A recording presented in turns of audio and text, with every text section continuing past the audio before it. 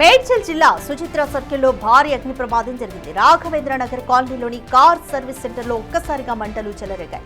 షాప్లో టైర్లు ఉండడంతో పెద్ద ఎత్తున మంటలు ఉవ్వెత్తున ఎగిసి పడుతున్నాయి. దీంతో ఆ ప్రాంతం అంతా దట్టమైన పొగతో నిండిపోయింది. 4 ఫైర్ ఇంజన్లతో మంటల్ని ఆర్పేందుకు అధికారులు తీవ్రంగా ప్రయత్నిస్తున్నారు. అయితే టైర్లు ఒకదానికి మరొకటి వేగంగా మంటలు అడ్డుకోవడంతో కంట్రోల్ చేసేందుకు ఫైర్ సిబ్బంది ఇబ్బంది పడ్డారు. మంటలు పక్కనే ఉన్న షాపులకు వ్యాపించకుండా చర్యలు తీసుకున్నారు. ఉదయం 4 గంటల సమయంలో అగ్ని ప్రమాదం జరిగినట్లుగా తెలుస్తోంది. देखो पुलिस वाले के लिए वीडियो रहना जरूरी है। देखो भाई निकालो निकालो निकालो। ప్రమాదంపైన తీవ్ర ఆవేదన వ్యక్తం చేస్తున్నారు టైర్ షాప్ ఓనర్. తెల్లవారుజామున టైర్ షాప్ లో అగ్ని ప్రమాదం జరిగిందని ఫోన్ కాల్ వచ్చిందన్నారు. వెంటనే తాను షాప్ వద్దకు వచ్చేసరికి మంటలు వ్యాపించి దట్టమైన పొగలు వస్తున్నాయన్నారు. ప్రమాద సమయంలో షాప్ లో ఎవరూ లేకపోవడంతో ఊరటనిచ్చిందన్నారు. టైర్లతో పాటు ఆటోమొబైల్ సామాగ్రి కాలిపోవడం వల్ల సుమారు 2 కోట్లకు పైగా ఆస్తి నష్టం జరిగిందని వాపోయారు. తన షాప్పై ఆధారపడిన 20 కుటుంబాలు నడి రోడ్డున పడ్డాయని, భారీ నష్టంతో తీవ్రంగా నష్టపోయారంటూ ఆవేదన వ్యక్తం చేశారు. ప్రభుత్వమే తనను ఆదుకోవాలని కోరుతున్నారు.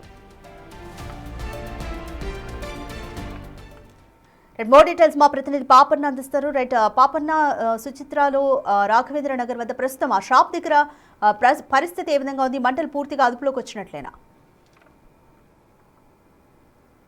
రైట్ రాధిక, సుమారు ఉదయం 4 గంటల ప్రాంతంలోనైతే ఇక్కడ మంటలు చెలరేగడంతో ఈ టైర్ షాప్కు సంబంధించి పూర్తి స్థాయిలో మంటలు కూడా చెలరేగాయి. అయితే ప్రస్తుతానికి మంటలు అదుపులోకి వచ్చినట్టు అనిపిస్తున్నాయి, కానీ సుమారుగా 4 గంటల నుంచి కూడా ఫైర్ సిబ్బంది అయితే తీవ్రంగా శ్రమిస్తున్నారు. మనం విజువల్స్లో చూసుకోవచ్చు. పూర్తిగా ఏవైతే టైర్లు ఉంటాయో ఆ టైర్లు అన్నీ కూడా అగ్నికి దగ్ధమైపోయాయి. అవన్నీ కూడా బూడిద అయిపోయాయి. లోపలిగా సంబంధించి ఎటువంటి సామాన్ కూడా మిగలలేదు.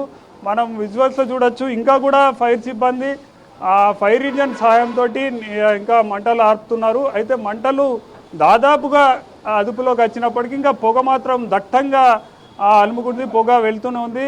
మన పక్కకే ఒక పైపులకు సంబంధించిన ప్లాస్టిక్ పైపుల షాప్ కూడా ఉంది.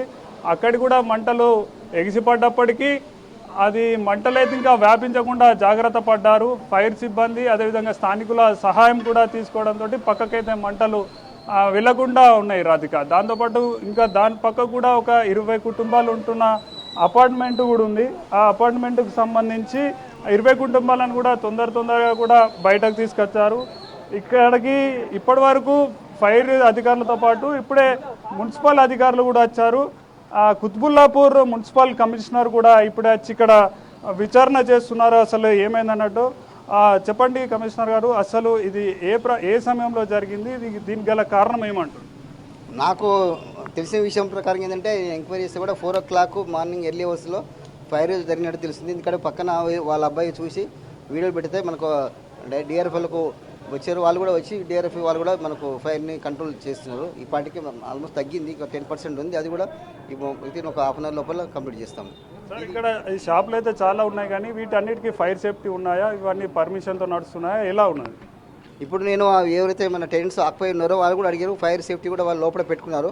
అవి క్లోజ్ ఉన్నాయి కాబట్టి మనం ఫైర్ మనకు కంట్రోల్ చేయలేకపోయినాము. కాబట్టి ఆల్రెడీ క్లియర్ ఇన్స్ట్రక్షన్ ఇస్తున్నాము. ఎవరికైనా కూడా ఫైర్ సేఫ్టీ అవన్నీ కూడా పెట్టుకోవాలని చెప్తున్నాము.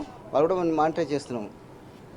అది ఫైర్ సేఫ్టీ అంటే ఇట్లాంటి కమర్షియల్ షాపులన్నీ కూడా ఫైర్ సేఫ్టీ వాడాలని చెప్తున్నారు రాధిక. ఇంకా ముందు ఇట్లాంటి రాకుండా ఉన్నట్టయితే ఫైర్ సేఫ్టీ ఉంటేనైతే ఎప్పుడైనా ఫైర్ యాక్సిడెంట్ జరిగితే తొందరగా మంటలు అదుపు చేసే అవకాశం ఉన్నట్టుగా మున్సిపల్ అధికారులు అదేవిధంగా ఫైర్ సిబ్బంది చెప్తున్నారు. Thank you Papanna.